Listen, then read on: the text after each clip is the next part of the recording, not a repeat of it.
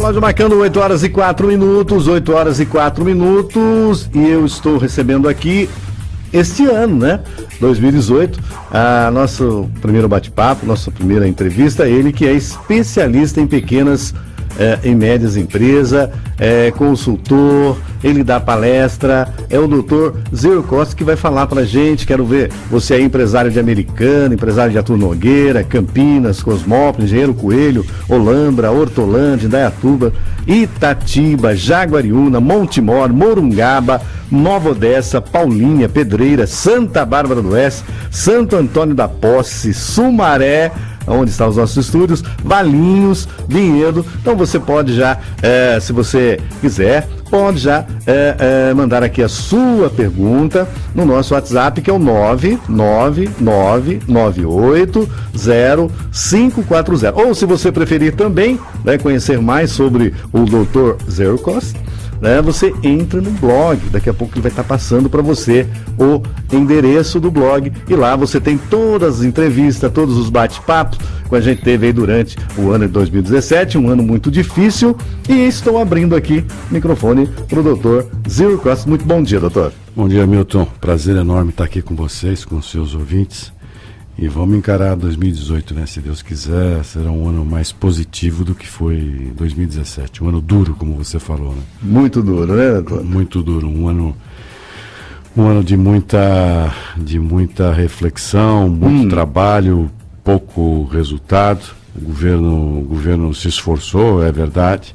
Conseguiu algumas mudanças importantes, outras nem tanto. Mas, de um modo geral, a gente conseguiu varar o ano aí com uma inflação baixa e uma taxa Selic razoável. Ainda em termos de lucro de juros reais, né? Desculpa, ainda é um dos 4 países mais caros no mundo em termos de juros, mas já é alguma coisa para quem estava numa situação muito mais desfavorável, né? Tá certo. 2017, então, um ano não deve ser esquecido, né? Porque a gente tem que aprender também com a crise, né, doutor? Sem dúvida. Eu acho que o Peter Drucker falava, né? Vamos dizer assim, quem não conhece o passado dificilmente vai ter algum futuro, né?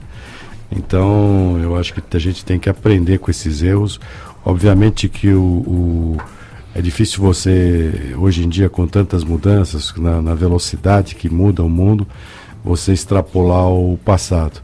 Mas saber onde errou, né, e pesquisar e tentar cometer pelo menos os mesmos erros, né, é fundamental. Tá, e assim, analisando, o senhor que é um analista, a gente sabe aqui, está vendo até a matéria do domingo, o senhor focou bastante aí sobre 2018, foi mais difícil para o empresário ou foi mais difícil para quem depende de uma empresa para trabalhar, que não tem mais porta? Está difícil, né?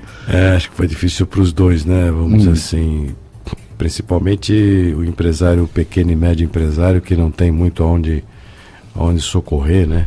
A multinacional, a grande empresa ainda tem alguns canais de comunicação financeiros, né? Que ele pode, às vezes, buscar um recurso lá fora, enfim. Mas pro pequeno e médio e pro trabalhador foi um ano duríssimo, duríssimo.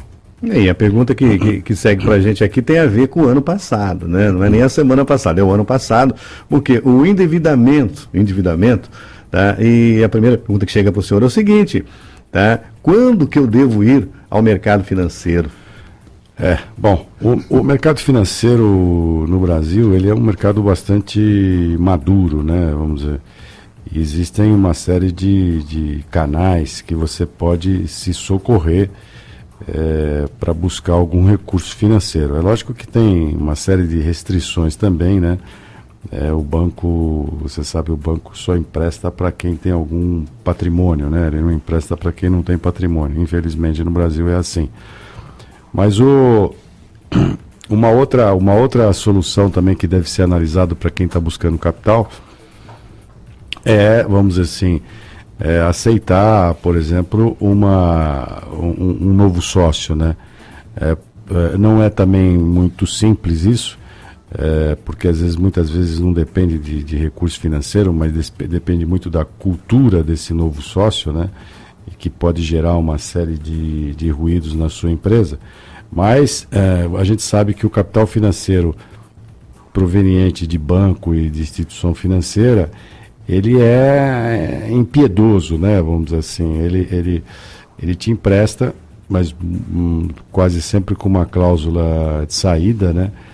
Bastante dura, e ele não tem dó de você, ou seja, se ele tiver que quebrá-lo, ele vai te quebrar, desde que ele saia com aquela remuneração que ele acordou lá atrás, né? Agora, essa solução de buscar um sócio, ela é boa. A gente tem, como experiência pessoal, algumas boas e algumas más experiências, né? Mas depende também não só do parte financeira, mas da cultura do sócio. O sócio, às vezes, ele está num segmento de mercado muito diferente do seu, e isso faz com que a gente não consiga falar na mesma frequência. E né? esse sócio também é um terceiro que você estaria lá. Um terceiro que vai entrar como capitalista no seu negócio, né? Então ele é bem-vindo, obviamente, mas tem que ter algumas regrinhas para que a coisa funcione. Eu vou dar um exemplo prático para você. Você pega, por exemplo, você trabalha com uma coisa de maturação longa, por exemplo, construção civil, né? Então, até você construir, vender, etc., pode ser que demore um ano, não sei. Aí você vai ter um sócio que trabalha, por exemplo, no mercado atacadista. Então ele compra de manhã, vende à tarde e tal. Então ele culturalmente, ele não está na sintonia que você está. Então você fala para ele, não, vai demorar um ano para a gente vender esse imóvel, 2 anos, né? Ele fala, ok, mas na semana que vem ele fala, já vendeu esse imóvel, né? Você já... Sim. Então ele não te larga ali, então em pouco tempo você cria um ruído enorme aí, né? O ano passado a gente falou sobre o endividamento, né? Que era o passivo exigível de curto prazo mais o passivo exigível de longo prazo, dividido por tudo aquilo que você tem direito, né? Por todas aquelas suas pelo todo o seu ativo total, né? Então essa conta é fundamental que você faça, porque essa conta gira em torno de o resultado dela. Vamos supor, se o resultado dividindo o passivo pelo ativo se te der 0,91, por exemplo, significa que para cada R$1 que você tem dentro da empresa, 91 centavos é dívida com terceiros.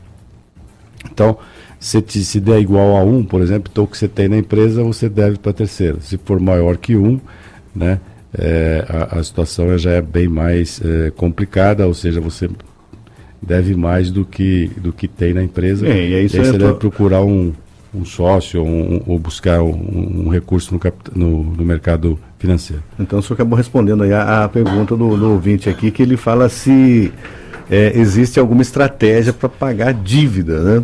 Sim, existe.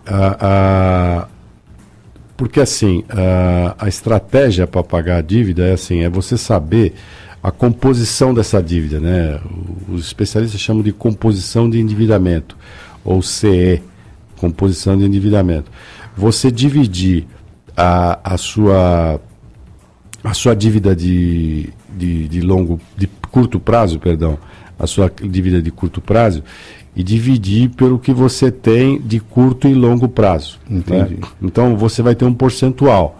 Então vamos supor que você deve, esse percentual te dê 50%. Então 50% do que você deve é curto prazo. Curto prazo nas empresas a gente chama todas as dívidas que vencem no ano, né? Nos próximos 12 meses.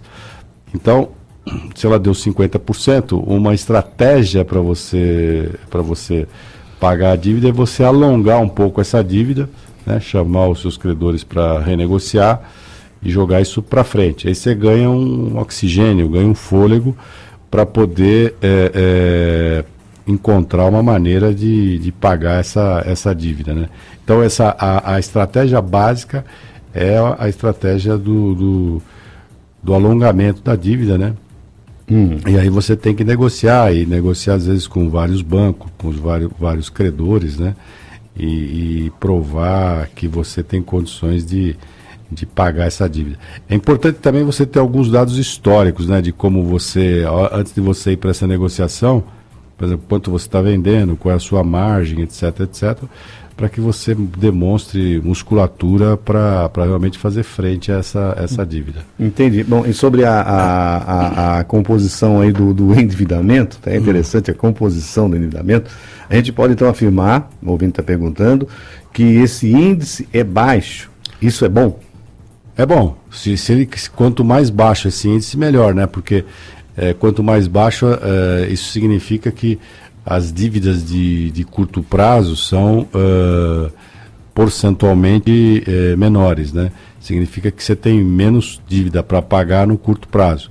Isso é bom porque, vamos supor, que você pega um ano, por exemplo, que nem esse ano que nós entramos aqui, um ano no segundo semestre complicado, né?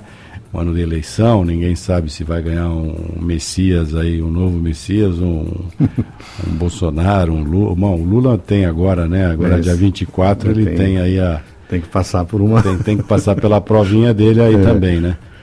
Então, por exemplo, se você puder esticar essa dívida, por exemplo, para jogar para 2019, 2020, é bom, né? Então, a composição do endividamento te dá justamente isso, o percentual. Então, quanto menor o percentual da composição do endividamento, melhor a sua situação em termos de endividamento.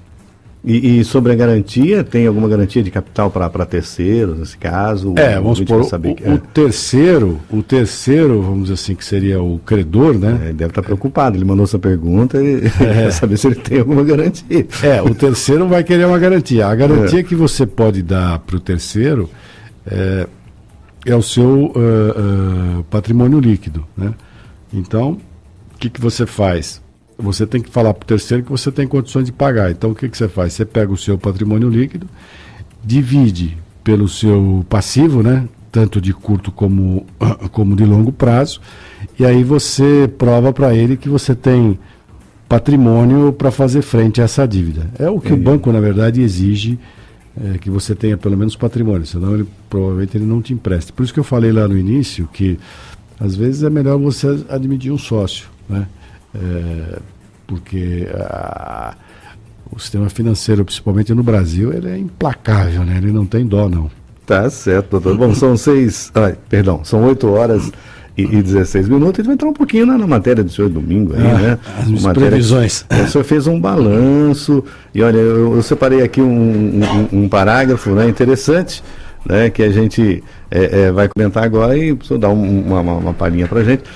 O senhor escreveu no Jornal de Domingo, tá? Você que quer ler o jornal, e essa matéria também ela está no blog, né? Qual é o endereço do blog, pessoal? DR, né, de Dr. Zero Cost, zerocost.com.br. Tá lá, a matéria está lá. A matéria está lá. E tem um parágrafo que eu escolhi, que o senhor colocou aqui. Aquelas empresas que planejam aumento de vendas, lucro, etc., para 2018 e os próximos 3 a 5 anos, muitas vezes se esquecem de planejar qual será o diferencial que entregarão aí a seus clientes, como se o faturamento estivesse desvinculado do diferencial. Portanto, qual o diferencial que sua empresa irá entregar em 2018? Perfeito, é isso. Eu coloquei isso pelo seguinte: as empresas normalmente olham para os seus custos, né, para as suas despesas, para as suas perdas, falam, bom, eu preciso faturar tanto para cobrir isso, ter uma margem, e com isso eu vou ter lucro em 2018. Essa conta está correta, né? Agora, do outro lado da mesa tem uma entidade chamada mercado, o cliente, se você quiser assim, que vai pagar por isso. Agora, para ele pagar por isso, ele precisa entender que existe algum valor agregado naquilo que você está oferecendo, né? E hoje, vamos supor, é fundamental que você, não que você faça diferente, mas que você faça a diferença para ele, né? Então, não basta fazer diferente, né? Vamos dizer, você tem que entregar algum produto, algum serviço que vai agregar valor, que ele enxergue, ele tem essa percepção que vai ter valor. Então, acho que é fundamental para vocês que estão fazendo agora o budget, o orçamento do ano, falar, tá bom, eu vou vender mais, eu vou crescer, eu vou fazer, né, e tal, mas o que você vai entregar de diferencial? que o cliente vai falar? Não, uau, esse é o meu... Agora entendi, vou comprar isso aí, né? Esse uau você precisa, né?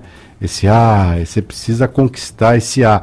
E eu acho fundamental, porque normalmente as pessoas vão para as reuniões e falam, não, nós vamos vender mais, vamos fazer isso, vamos faturar mais. Mas tá bom, tá tudo bem. Até aí tá tudo muito bonitinho, muito certo, mas avisamos o russo, né? Vamos dizer, como é que o que ele vai comprar, o que ele vai ganhar, qual que é o diferencial. É fundamental, se você for fazer a mesma coisa, né?